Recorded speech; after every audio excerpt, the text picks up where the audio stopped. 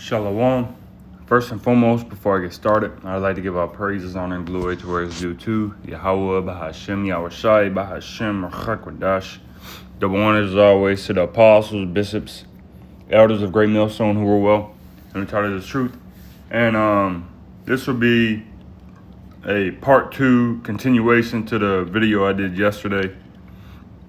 And because right when I went to ask this question, the whole feed cut. It got, the whole 22 minutes and such of the last video. And then, because what had happened was I used the little microphone. If you're looking at the screen, the microphone in the bottom right. And after I used that, the rest of the audio went out, and really it just cut the rest of the video. Usually, I've used it times before, and it never cut out the sound of the video, or just stop the video, or just cut the rest of the video out completely. But this time it did, and then as well as the lesson I did the day before yesterday, it did the same thing. So I'm gonna do kind of 2 videos in one, 2 topics kind of, and Lord willing, linking up, together, bringing it all full circle. Because I was going into it started out as America being, or the missiles being a fitting end for America, for the judgment of America. And then Spirit had it to where it went into Lincoln Basra with Babylon the Great. And then I went to ask this question, as you see on the screen, which during the lesson yesterday, I saved it into the notes, and I was able to get this, information out of AI without having to ask it over again and go through the whole process. So, which I got from, Apostle Ramla. I seen him, saving it to his, something that he had asked in his, notes that he had, and, I did the same thing, So I asked, hypothetically, and so again, this is a continuation from yesterday. So this will be a part 2. So I asked, hypothetically, do we see America with the same characteristics, power, and influence as Babylon the Great in Revelation 18?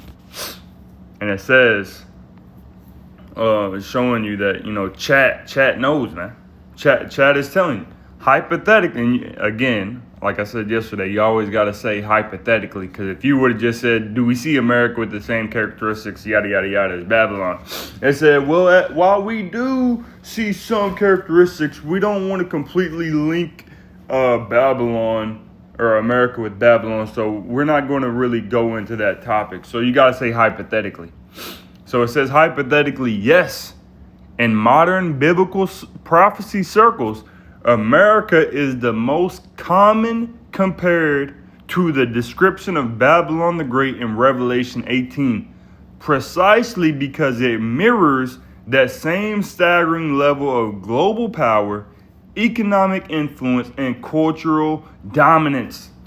So America, like it says, it mirrors the same level of Babylon the Great. Let's just get it real quick in that Revelation 18. Revelation 18. Because we got it yesterday, but we'll get it again in case, nobody goes to watch the previous video. Revelation 18 and verse 11. And the merchants of the earth shall weep and mourn over her, for no man buyeth their merchandise anymore. It's speaking about Babylon the Great here, as you read in verse 10. Alas, that great city Babylon. But who is Babylon today? Who is Babylon being? Because this is a future prophecy that John the Revelator is seeing. So who is this Babylon in future prophecy? And as Chad said, it has the same staggering levels of similaritism as America. Who else? And don't, like I said yesterday, don't you dare say Saudi Arabia. Esau's the Arabs, and we got to wait for Saudi Arabia to come into power. Get out of here. Verse 11, and the merchants of the earth shall weep and mourn over her, for no man buyeth their merchandise anymore. The merchandise of gold and silver and precious stones and pearls and fine linen and purple and silk and scarlet and all thine wood and all manner of vessels of ivory and all manner of vessels of most precious wood and of brass and iron and marble and cinnamon and odors and ointments and frankincense and wine and oil and fine flour, as it says in the NLT, she also bought. So America is buying, Babylon is buying these things up. Who else buys everything up? Who else is doing these things? Who else has the same influence, the same dominance, the same power as the Babylon the Great in Revelation, the 18th chapter? And if you watch the previous video, linking up Basra and the power and the dominance that Basra had, the capital city, during that time as well, during the ancient times. Because when you read in Isaiah the 34th chapter, like we got yesterday, Isaiah 34 and verse 6, the sword of the Lord Yahweh is filled with blood. It is made, again, let's start at verse 5. Isaiah 34 and 5, for my sword shall be bathed in heaven. Behold, it shall come down upon Idumea and upon the people of my curse to judgment. Who is this talking about? In the NLT it says Edom. Idumea is the Greek way to say Edom. The sword, verse 6, of the Lord Yahweh is filled with blood. It is made fat with fatness and with the blood of lambs and goats, with the fat of kidneys of rams. And you people that live in America and want to continue on with the ideologies of America, want to continue to believe in the power structure of America, to believe in the influence and the dominance of America, this is symbolic for that you're going to be that you're going to be linked up with that sacrifice, man. You're going to be linked up and you're going to be destroyed along with Babylon, because you trusted in Babylon. You trusted in that great whore. You trusted in the quote unquote power and dominance and influence that America has. But it's quickly dissipating. It's quickly disappearing, man. The power structure. What the scriptures say, that let the weak say I am strong. We would have healed Babylon, but she is not healed. Let's get that. And Jeremiah have healed. Jeremiah. Slacking.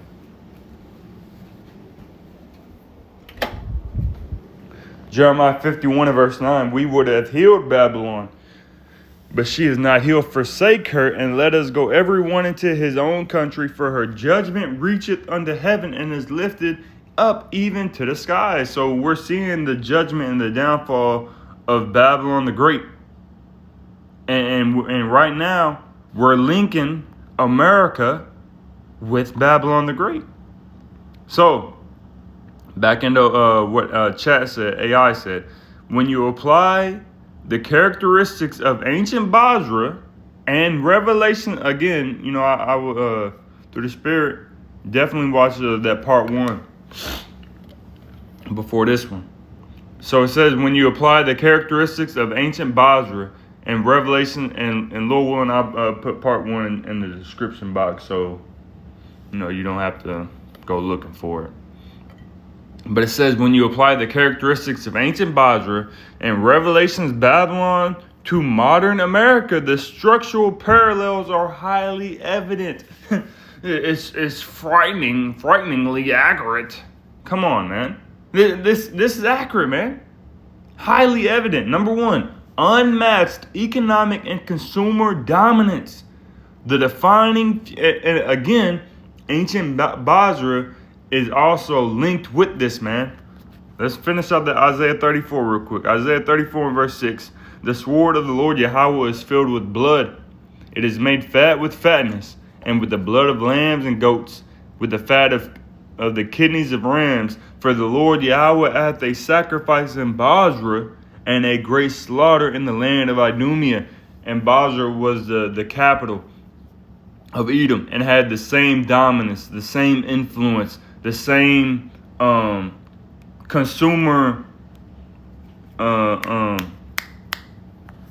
It had the same cultural dominance, the same economic influence, and the same power that we're seeing in today's time. Maybe not on the same level, but for the area that they had and that they were surrounded by, they was dominating. Basra was dominating, man. As we got into it, it was the chief capital, the King's Highway. It was dominating trade routes and had trade influence throughout the world. So when it says a sacrifice in Basra and a great slaughter in the land of Idumea, this is spiritually. This is a spiritual for future prophecy for today's time.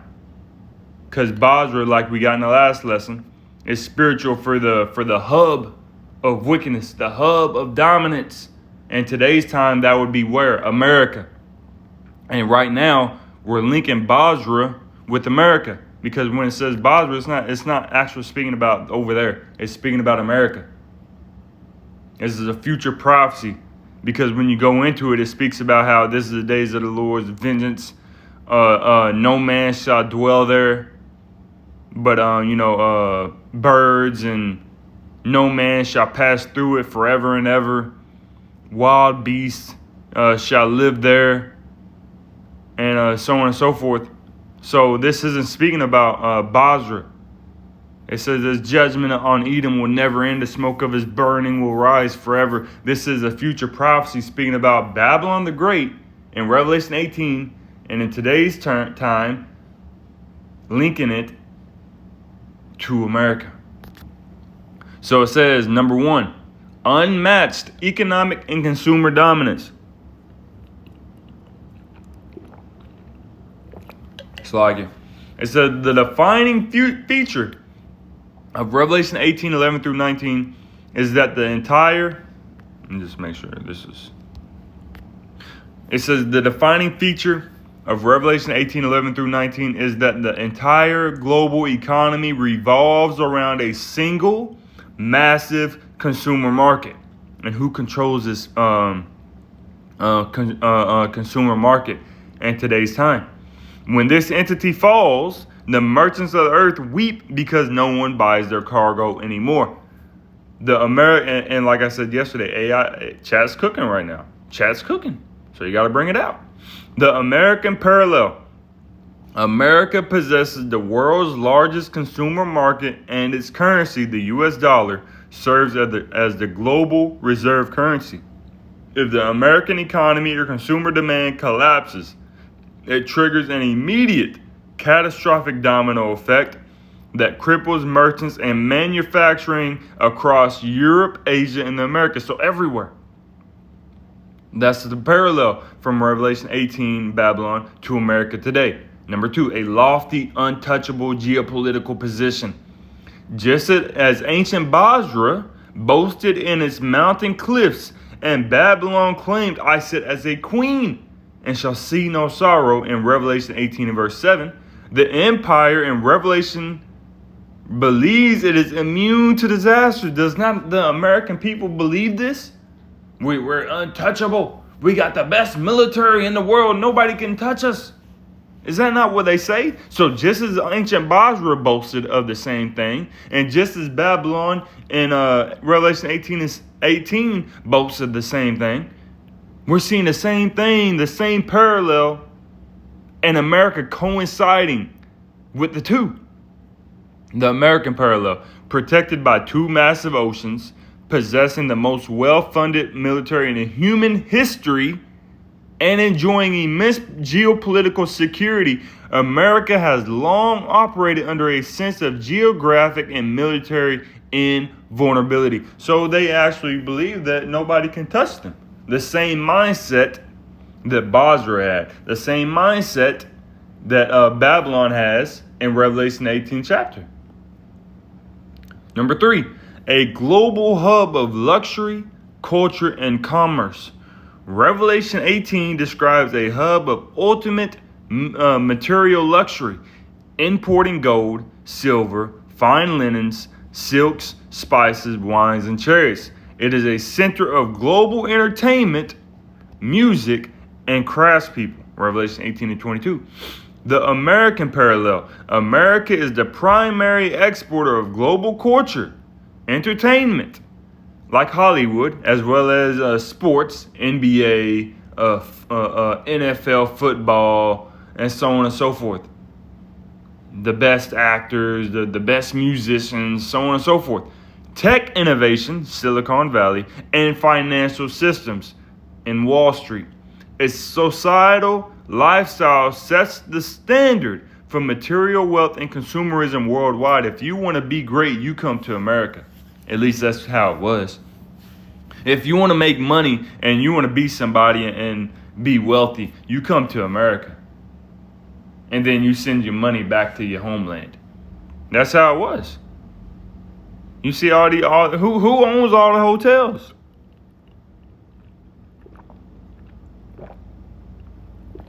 Who owns all the hotels?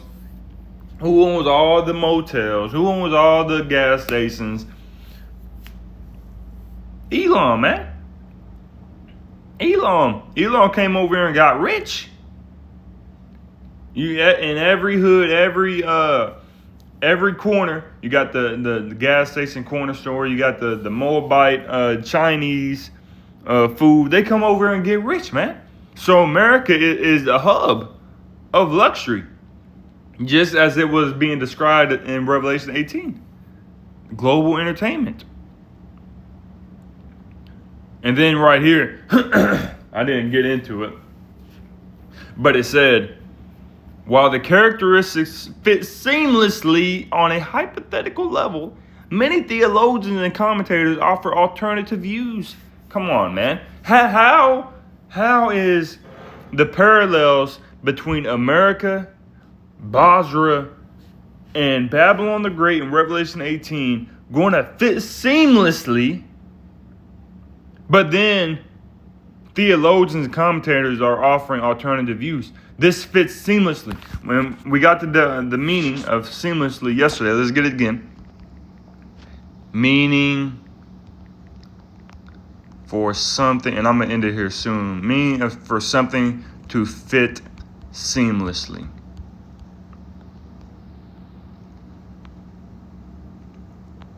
To fit seamlessly means to fit or integrate smoothly and naturally without seeming forced, awkward, or out of place. So when, through the spirit and power of Yahweh Shemi outside, when we link America with Babylon the Great in Revelation 18, there is no forcement needed. There is no awkward, nature of it. It don't seem out of place. It just fits naturally, like a circle with a round hole.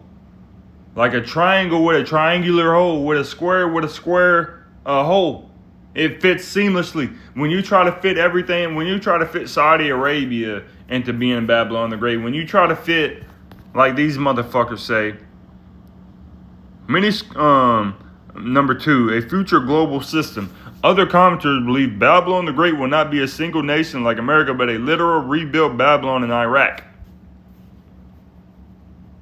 That don't make sense. So how long do we have to wait? How long do we have to wait? That's a triangle trying to fit into a square hole. It's not going to fit. No matter how you try to dice it, it's not going to fit. Because it's a triangle. That's a square. Now, let's use our brains. So again, fit seamlessly means to fit or integrate smoothly and naturally without seeming forced, awkward, or out of place. And so just as Edom had so that was really, it of that I wanted to get for that part. Because again, hypothetically, do we see America with the same characteristics, power, and influence as Babylon the Great in Revelation 18? And we do. We do. Again, we do. And it is. It fits perfectly, man. It fits seamlessly. The parallels, the lofty position, the unmatched economic consumer dominance, the global hub of luxury, culture, and commerce. Is this not America? And if it's not America, who is it, man? If it's not America, who is it? Basra, Edom had the same, was on the same level, man. That it was on a minor scale, but they had dominance, they had power, they had influence, just as we see today, man.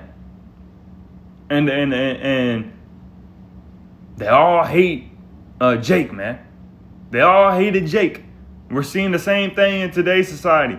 They hate Jake. They want to kill Jake. They do off Jake, man.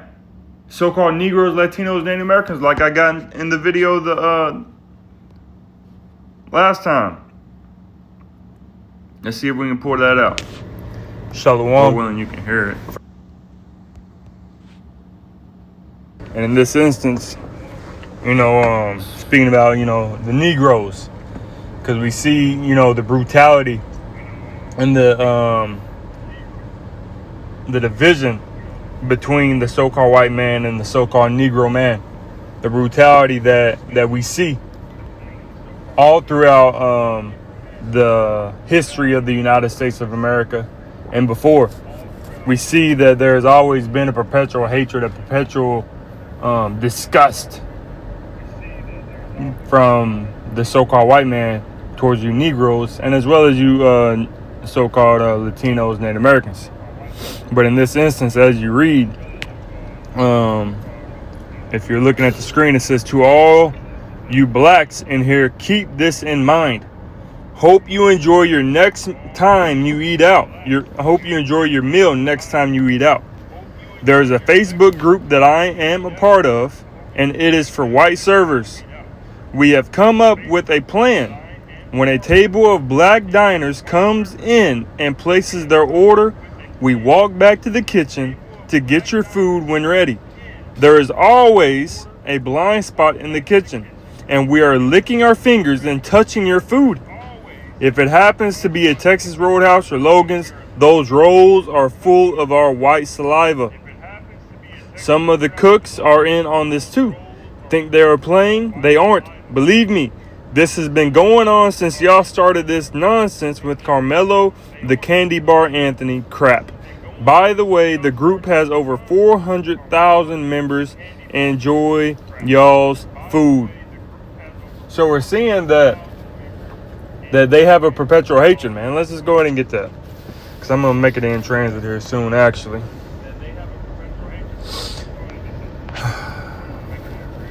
Ezekiel 35 and verse 1.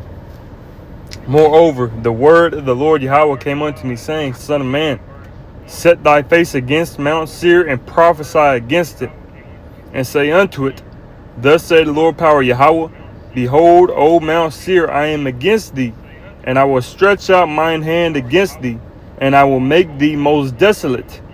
Why? Why, Lord?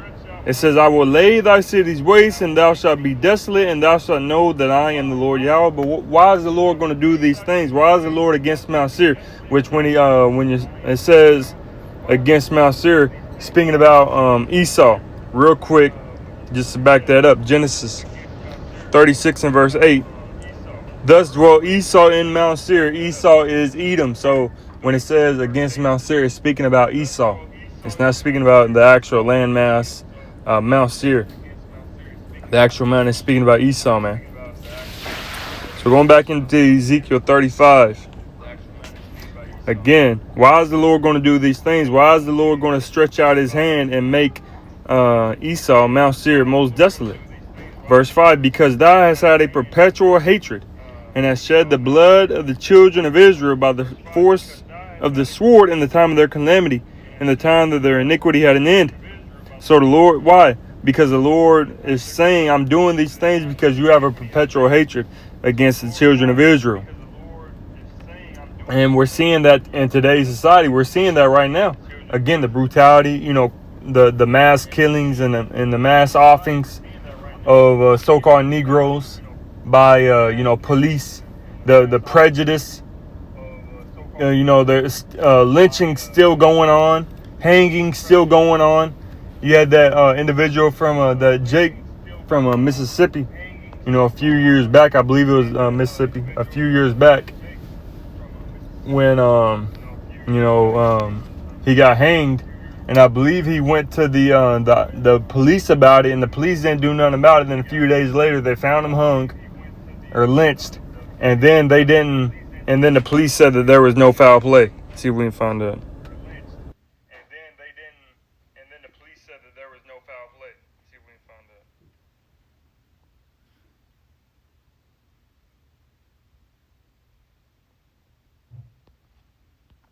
And this is when it cut out because I used the microphone. But I looked up black man found hung in a tree. And judge ruled no foul play. So look that up. What is the most recent? Because it said, what did it say? It said cases involving black men found hung.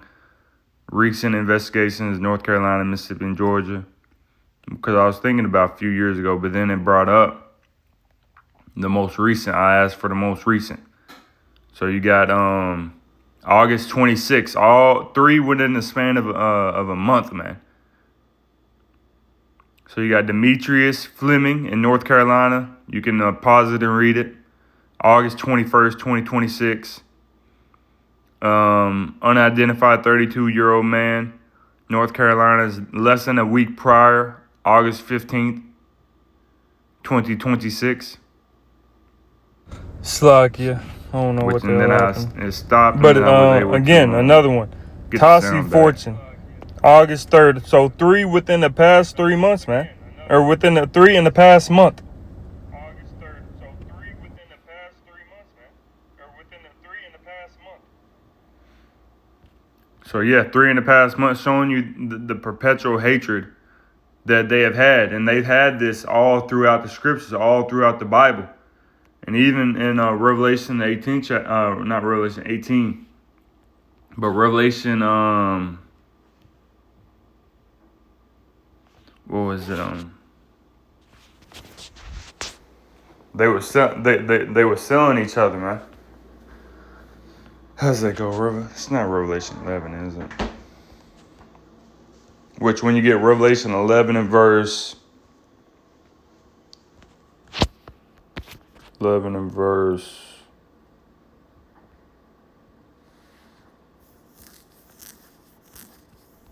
11 and 8, I was thinking 18. Revelation 11 and 18, and their dead bodies shall lie in the street of the great city, which spiritually is called Sodom in Egypt, where also our Lord was crucified. And in Egypt is spiritually for hard bondage, for bondage, slavery. And that's what we've been going through. And right now, it may not be physical, but this is a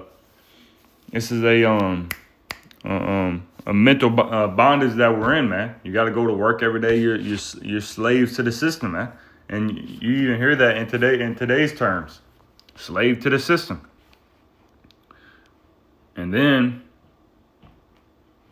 because when you go back to that, how does it go? I'm gonna have to look it up.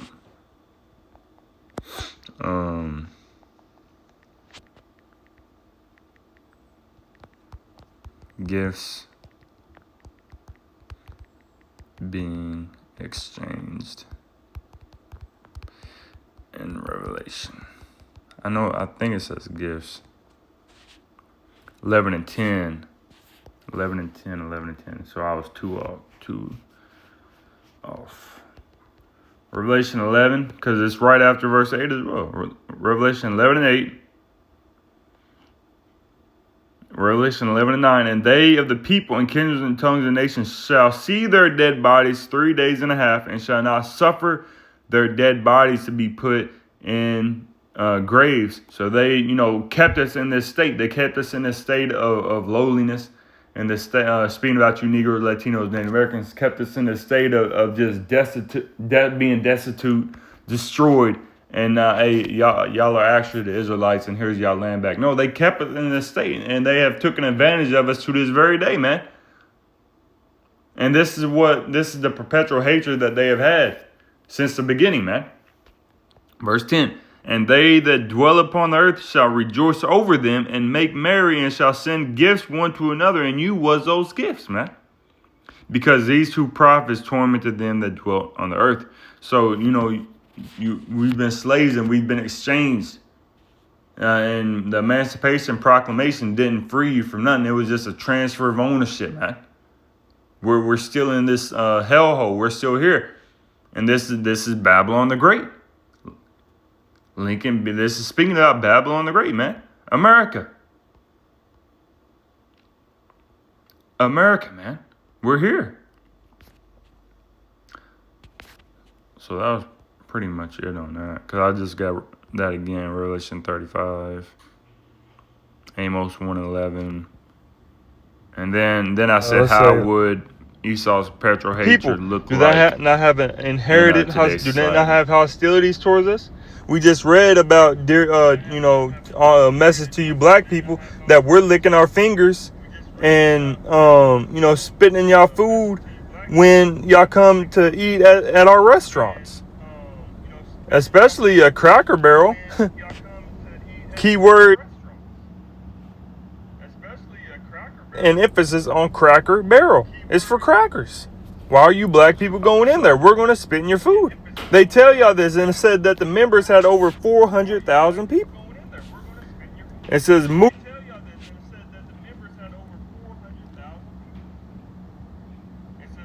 and of course, when I'm bringing this out, it gets cut. Let's see. 2, taking advantage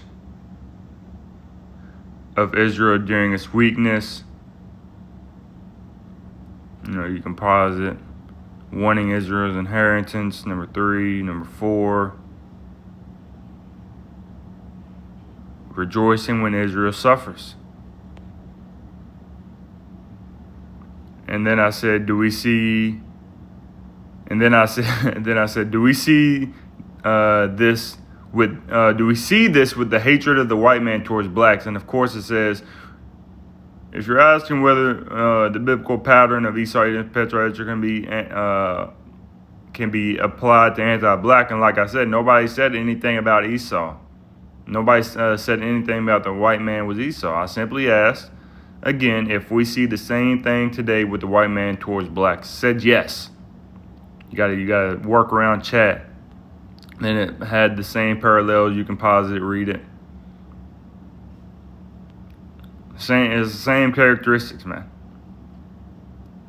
Edom has always had this perpetual hatred, man. Even during, the time of Bosra, they hated Jake, man.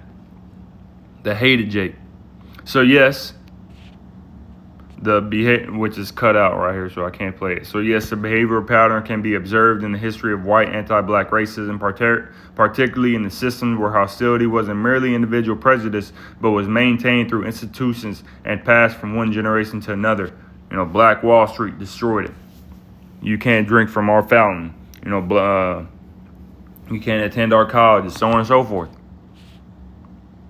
What else? I think that was pretty. I got some scriptures. Zechariah 2, apple of the Most High's eye. They touched us, destroyed us, smit us, struck us. Further the affliction, man. So, yeah, so that's what I really wanted to get into. A part 2, as well as a part 2 for the Lincoln America to Babylon, as well as bringing it back to this all stems from the hatred that America, Esau Edom, so-called white man, has had towards the so-called Negroes, Latinos, Native Americans, and it's only going to get worse, and prophecy will be fulfilled. So, Lord willing, this lesson was edifying to the spirit, to the body, and to the fold. And before I end it off, I'd like to give all praise, honor, and glory to where it is due to Yahweh, Bahashem, Yahweh Shai, Bahashem, Chak Wadash.